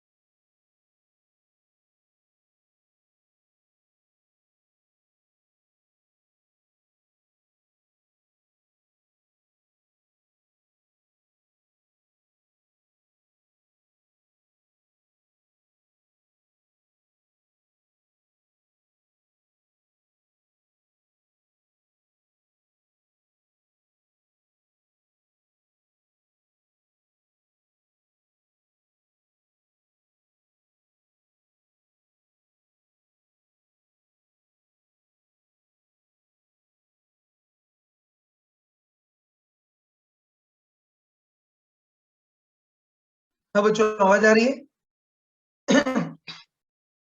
हेलो, आवाज आ रही है? देख लेना, ये क्वेश्चन मतलब थोड़ा सा हिम्मत करके करते तो हो जाता है ना, ध्यान से देखना। तो इस बार हमको दे रखा है कि मीटर ब्रिज का एक्सपेरिमेंट कर रहे हैं, ध्यान से देखना। फिर इस पे हमको दे रखा है कि मीटर ब्रिज का एक्सपेरिमेंट कर रहे हैं, इधर भी हमने आर का रेजिस्टर लगाया और इधर भी आर का रेजिस्टर लगाया, मतलब इस बार दोनों तरफ हमने इक्वल रेजिस्टर लगाया है, दे रखा है ना कि दोनों तरफ इक्वल रेजिस्टर लगाया है। अब हमको दे रखा है कि मीटर ब्रिज का वायर है ना, मीटर ब्रिज का वायर है जिसकी लेंथ 1 मीटर है, मतलब वायर x इक्वल 0 से x इक्वल 1 तक फैला हुआ है, लेकिन ध्यान रखना है ना कि हमने अभी तक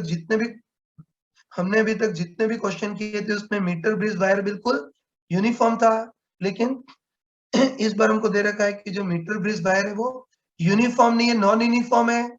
सुना ना? हेलो।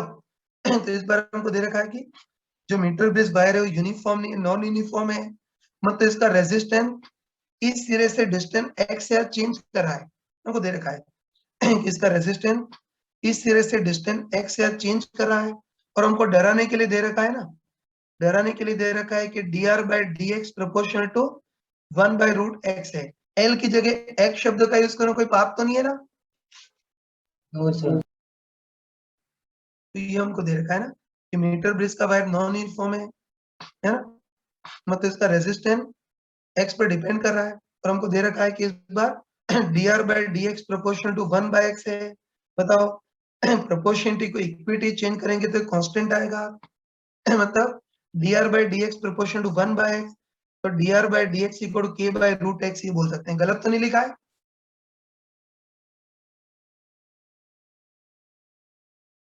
है ना? तो हमको दे रखा है कि dr by dx proportional to 1 by root x है, तो dr by dx equal to k by root x ये दे रखा है। बस इससे हम resistance as a function of x निकाल सकते हैं। कई लोग तो इसी को देखते रहते हैं, घबराते रहते हैं कि पता नहीं dr by dx क्या दे रखा है। तो याद रखना कि डर के आगे जीत है ना? तो ऐसे एक्सप्रेशन से डरना मत, ये मैथमेटिकल दे रखा है तो इसको हम मैथमेटिकली निपटेंगे, ठीक है यार? ये ध्यान रखना, इस एक्सप्रेशन से डरना मत, मैथमेटिकल चीज दे रखी है तो इसको मैथमेटिकली निपटेंगे, मतलब dr by dx equal k by root x है, तो इससे हम resistance as a function of x निकाल सकते हैं। तो उसके लिए क्या करेंगे, सिंपली dx को उधर ट्रांसफर करेंगे। तो बताओ कि dx को उधर ट्रांसफर करेंगे तो, है ना, मतलब dx को उधर ट्रांसफर करेंगे तो dr इक्वल टू कितना हो जाएगा, k by root x into dx। तो बस dr इतना आ गया, तो पूरा रेजिस्टेंस निकालने के लिए सिंपली दोनों इंटीग्रेट करेंगे। आता है ना इतना कि पूरा रेजिस्टेंस निकालने के लिए इसका इंटीग्रेट करेंगे, और चलो लिमिट रखते हैं dx से, तो x की लिमिट x इक्वल टू 0 से x इक्वल टू x। तो बताओ कि x इक्वल टू 0 पर रेजिस्टेंस 0 था, है ना? वही x इक्वल टू 0 पर इसका रेजिस्टेंस 0 था, और किसी भी जनरल x पर रेजिस्टेंस निकालना है तो r मान लेते हैं। चलो इंटीग्रेशन कर सकते हो, है ना? तो देखो जगह की कमी है, इससे मैं डायरेक्ट बता रहा हूँ, फटाफट बताओ कि इधर ओनली dr है, तो ओनली dr का इंटीग्रेशन r, अपर लिमिट रखेंगे तो r माइनस लोअर लिमिट रखेंगे तो 0 इक्वल टू, इधर देखना तो इधर k कांस्टेंट है बाहर, है ना? इधर देखना, इधर k कांस्टेंट है बाहर, और तुम बताओ k को बाहर निकालेंगे तो क्या बचेगा, dx अपन रूट x। तो चलो मैं इधर कर लेता हूँ, है ना, कि k बाहर निकालेंगे तो dx अपन रूट x, इसको ऊपर ले आएंगे तो x की पावर माइनस हाफ dx, और तुम बताओ कि x की पावर माइनस हाफ dx का इंटीग्रेशन कितना होता है, x की पावर माइनस हाफ प्लस 1 अपन माइनस हाफ प्लस 1, सॉल्व करेंगे तो 2 रूट x आ गया। कर लोगे ना? वही कि k कांस्टेंट है बाहर, dx अपन रूट x का इंटीग्रेशन करेंगे तो 2 रूट x, अपर लिमिट पे x की जगह x रखेंगे तो 2 root x, minus lower limit पे x की जगह 0 रखेंगे तो 0। बस हम बोल सकते हैं कि किसी भी जनरल x डिस्टेंस तक देखें, हम बोल सकते हैं कि किसी भी जनरल x डिस्टेंस तक देखें तो था किसी भी जनरल x डिस्टेंस तक इसका रेजिस्टेंस कितना होगा, बताओ 2k इंटू रूट एक्स। अब बताओ 2 भी कांस्टेंट है, k भी कांस्टेंट है, तो 2k को मैं कोई दूसरा कांस्टेंट c बोल लेता हूँ, है ना? तो इससे हम बोल सकते हैं ना, इससे हम बोल सकते हैं कि x डिस्टेंस तक अगर इस वायर का रेजिस्टेंस देखें ना, तो x डिस्टेंस तक इस वायर का रेजिस्टेंस कितना है, बताओ c रूट x ये बोल सकते हैं। शक तो नहीं है? Hello hello, No, sir. दूसरा से इंटीग्रेशन से सॉल्व किया, इससे हम पक्का बोल सकते हैं कि x डिस्टेंस तक इस वायर का रेजिस्टेंस देखें तो x डिस्टेंस तक इस वायर का रेजिस्टेंस c रूट x इतना आएगा, है ना? तो बस अब हम, है ना, बस हमको दे रखा है कि जैसे बैलेंस पॉइंट x डिस्टेंस पर आ रहा है, हमको दे रखा है कि बैलेंस पॉइंट x डिस्टेंस पर आ रहा है, बस इस वाले पार्ट का और इस वाले पार्ट का रेजिस्टेंस हम निकाल सकते हैं। चलो फटाफट बताओ कि ये वाला पार्ट तो x डिस्टेंस तक है, तो एक्स डिस्टेंस तक जो पार्ट है उसका रेजिस्टेंस कितना है, सी रूट एक्स। सही बोला? Hello Yes, hello, sir. तो ये वाला पार्ट एक्स डिस्टेंस तक है, तो एक्स डिस्टेंस तक तो इस वायर का रेजिस्टेंस सी रूट एक्स। फिर इतने पार्ट का रेजिस्टेंस कितना होगा वो देखना। तुम फटाफट बताओ कि एक्स डिस्टेंस तक जो पार्ट था उसका रेजिस्टेंस तो सी रूट एक्स, और बताओ यहां से यहां तक जो वायर है वो 1 मीटर तक फैला हुआ है, तो इस पूरे वायर का टोटल रेजिस्टेंस कितना होगा, सी रूट 1। सही बोला? Yes, sir. है तुम पक्का बोल सकते हैं, एक मिनट, है ना, तुम पक्का बोल सकते हैं कि, ये पक्का बोल सकते हैं कि 1 मीटर डिस्टेंस तक फैले, 1 मीटर डिस्टेंस तक फैले इस पूरे वायर का रेजिस्टेंस सी रूट 1 होगा। कह सकते हैं ना कि इस पूरे वायर का रेजिस्टेंस सी रूट 1 होगा, उसमें से इतने पार्ट का रेजिस्टेंस सी रूट एक्स चला गया, तो बता इस वाले पार्ट का रेजिस्टेंस कितना आ जाएगा, सी रूट 1 माइनस सी रूट एक्स इतना आएगा। शक तो नहीं है किसी को? हेलो? No sir. तो इतनी छोटी चीज है, इस पूरे वायर का टोटल रेजिस्टेंस सी रूट 1, उसमें इतने पार्ट का रेजिस्टेंस सी रूट एक्स है, तो इस वाले पार्ट का रेजिस्टेंस सी रूट 1 माइनस सी रूट एक्स, इसमें सी को कॉमन लेंगे तो कितना आ जाएगा, root 1 1 minus minus root 2 x pi. इतना आ जाएगा। तो बस अब कोई स्मार्ट पर्सन डायरेक्ट बोल सकता है कि बता इस टाइम पर गैल्वेनोमीटर में जीरो डिफ्लेक्शन है, मतलब व्हिटस्टोन ब्रिज बैलेंस्ड है, तो व्हिटस्टोन ब्रिज बैलेंस्ड होने के लिए इसका रेशियो इसके रेशियो के बराबर होना चाहिए। स्मार्ट पर्सन तो डायरेक्ट बोल सकता है कि ये और ये रेजिस्टेंस बराबर है, तो प्रोपोर्शनली ये और ये रेजिस्टेंस भी बराबर होने चाहिए। बोल सकते हैं? हेलो? सर बोल सकता हूँ। डायरेक्ट बोल सकते हैं कि ये और ये रेजिस्टेंस बराबर है, तो व्हिटस्टोन ब्रिज बैलेंस्ड होने के लिए इस पार्ट और इस पार्ट का भी रेजिस्टेंस बराबर होना चाहिए।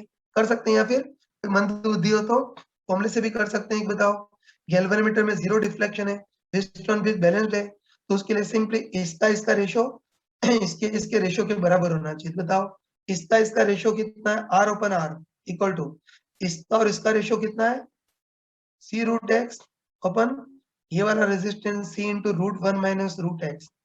तो इसको सॉल्व करेंगे तब भी तो वही आएगा, आर से आर कैंसिल हो गया, तो इसको सॉल्व करेंगे तो कितना आएगा, C root x equal to C into root 1 minus root x. लेकिन आगे डायरेक्ट करेंगे, गैल्वेनोमीटर में जीरो डिफ्लेक्शन है, व्हिटस्टोन ब्रिज बैलेंस्ड है, तो चूंकि ये और ये रेजिस्टेंस बराबर है, तो ऑब्वियसली इसका और इसका रेजिस्टेंस भी बराबर होना चाहिए। सॉल्व कर लोगे ना?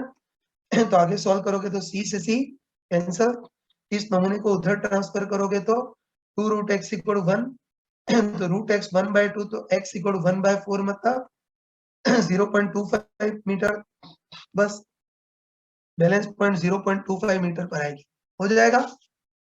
Yes, sir. तो ध्यान रखना आ गया कि ऐसी मैथमेटिकल चीजें दी हो तो घबरा मत जाना, ये चिंता मत करना कि क्या है, बस मैथमेटिकल चीज दे रखी है तो उसको मैथमेटिकली निपटेंगे, है ना।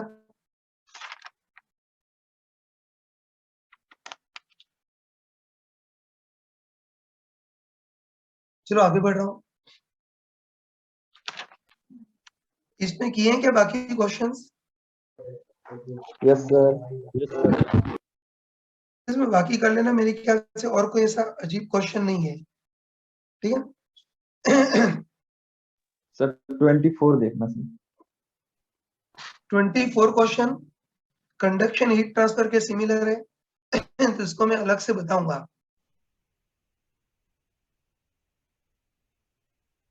रह गया है तो उसको कंडक्शन हीट ट्रांसफर बताऊंगा, ये भी बिल्कुल उसी टाइप का क्वेश्चन है, ठीक सर है। 19। तो चलो अभी ऐसा करना की शीट निकाल लेना, इसके बचे हुए पार्ट में आगे डिस्कस करूंगा, ठीक है। हीट ट्रांसफर की शीट तो किसी ने भेजी भी है मुझे, व्हाट्सएप ग्रुप पे किसी ने भेजी है, ये तो मैं स्क्रीन पर शेयर कर लेता हूँ। स्क्रीन पर दिख रही है हीट ट्रांसफर की sheet? Yes, sir.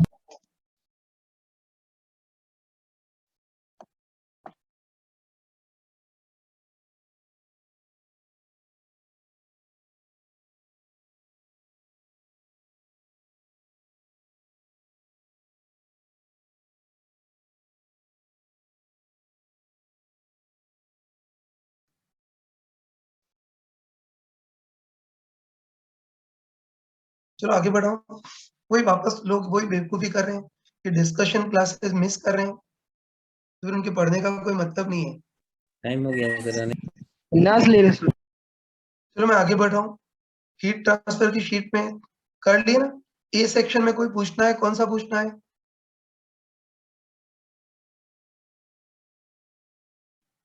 Hello, A section में कौन सा पूछना है?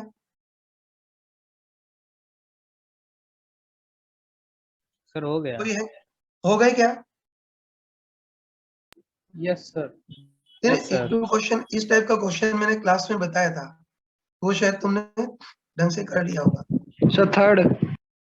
थर्ड क्वेश्चन, चलो इसको मैं यही कर लेता हूँ, वापस लिखने का टाइम नहीं रहेगा। मैं इसको यही कर लेता हूँ, तो ध्यान से देखना। इन्होंने इतना ढंग से नहीं बना रखा है।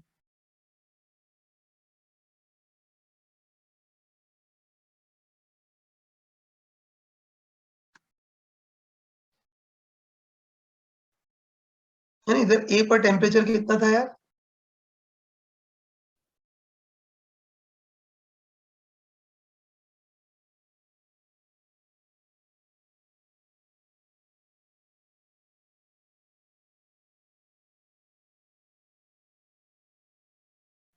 देख लेना। उनको दे रखा है कि दो आइडल रॉड्स हैं। ध्यान, तो इस E3 क्वेश्चन में हमको दे रखा है कि कंडक्टर को वर्टिकल और एक को हॉरिजॉन्टल रखा है ना? तुम आराम से बता, इस रॉड का रेजिस्टेंस R होगा, तो तट का R/2 Yes, sir. दोनों आइडेंटिकल रॉड है। R है तो इसका भी R, इसका टोटल रेजिस्टेंस R है तो इस पार्ट का रेजिस्टेंस R/2 और इसका भी R/2 है ना। अब देखो, अब हमने क्या किया है ना, सुनना। तो हमने क्या किया है कि जो A जंक्शन है उसका टेम्परेचर कुछ भी करके 100 डिग्री कांस्टेंट रखा है, बी जंक्शन का टेम्परेचर कुछ भी करके 0 डिग्री कांस्टेंट रखा है, और डी जंक्शन का टेम्परेचर कुछ भी करके 25 डिग्री कांस्टेंट रखा है। तो हमको पूछा है कि स्टेडी स्टेट में सी पॉइंट का टेम्परेचर कितना है ना। स्टेडी स्टेट में सी पॉइंट का टेम्परेचर कितना होगा वो देखना है। देखते बताओ इसमें कौन सा मेथड लगाएंगे? पॉइंट पोटेंशियल मेथड, है ना। तो कोई स्मार्ट पर्सन हो तो देखते ही पता चल गया कि एक ही पॉइंट पर तीन तीन वायर मिल रहे हैं, तो बस इसमें भी ठीक है ना। इसमें भी अपना कोई पॉइंट पोटेंशियल मेथड लगाएंगे। चलो बताओ, ये बीच वाले सी पॉइंट पर पोटेंशियल निकालना है, सॉरी गलत बोल गया, तो बीच वाले सी पॉइंट पर टेम्परेचर निकालना है, तो चलो सी पॉइंट पर टेम्परेचर x मान लेते हैं, और तुम आराम से बताओ कि x की वैल्यू के लिए सिंपली जंक्शन पर आने वाली करंट इक्वल टू जाने वाली करंट। तो देखो कहां से करंट आ रही है और कहां से जा रही है हमको पता नहीं है, तो बस ऐसे केस में कहीं से ही मान सकते हो, थोड़ा बहुत तुक्का भी लगा सकते हो। बताओ, इधर टेम्परेचर काफी ज्यादा है तो इधर से करंट जाएगी, तो इधर से जाने वाली करंट को I1, इधर भी मुझे टेम्परेचर ज्यादा दिख रहा है तो मान लेते हैं इधर भी करंट जा रही है I2, और इधर टेम्परेचर कम है तो करंट इधर आएगी I3। तो बाकी ध्यान रखना है कि जस्ट तुक्का है, तुक्के से बढ़कर कुछ भी नहीं है ना। तो बस सिंपली x है ना, इस जंक्शन पॉइंट पर सिंपली आने वाली करंट इक्वल टू जाने वाली करंट। तो बताओ कि आने वाली करंट कितनी है? I1 plus I2 equal to जाने वाली करंट I3। फटाफट वैल्यू रख सकते हैं। चलो पहले I1, तो I1 इधर से आने वाली करंट कितनी होगी? टेम्परेचर डिफरेंस अपन R, initial minus final temperature अपन R, ऐसी आ रही है।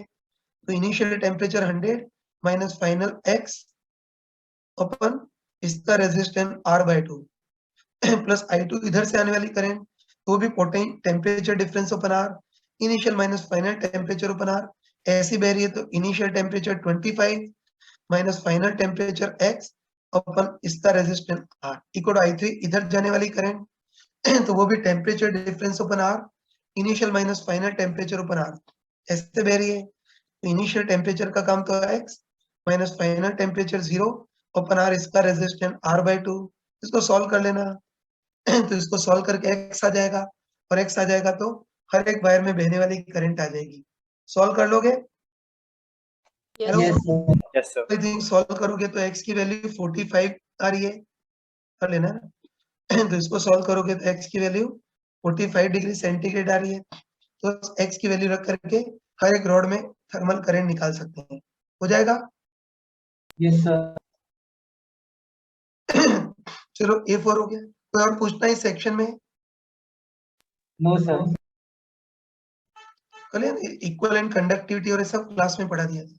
बी सेक्शन कर लिया? Hello, B1 sir. एक मिनट, B1 वाला पार्ट रह गया है। ये वही रेडियल हीट फ्लो है। अब ये रेडियल हीट फ्लो में अलग से बताऊंगा, है ना?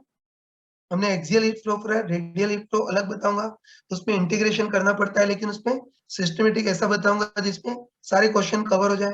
तो अभी B1 को थोड़ी देर के लिए रहने देना, ठीक है? Yes, sir. B1 B2 दोनों रेडियल हीट फ्लो। चलो सी सेक्शन हो गया, सी में C1 हो गया।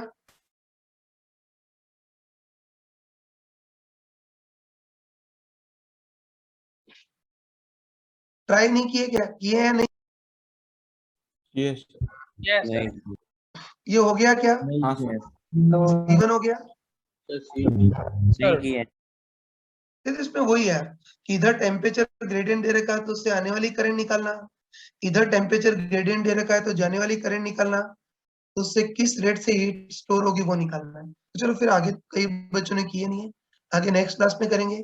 तो कल की क्लास में मैं ये थोड़ा सा जो बचा हुआ पार्ट है, जो जो अपना छूट रहा था, उसको कंप्लीट करूंगा, है ना? और न्यूटन्स कूलिंग लॉ वाले पार्ट को कंप्लीट करेंगे, ठीक है? Yes, sir. फिर मैं स्लाइड भेज दूंगा, उससे तुम इसको नोट कर लेना। सर वीडियो आज भेजेंगे. हाँ ट्राई करूंगा आज ही भेज पाऊँ।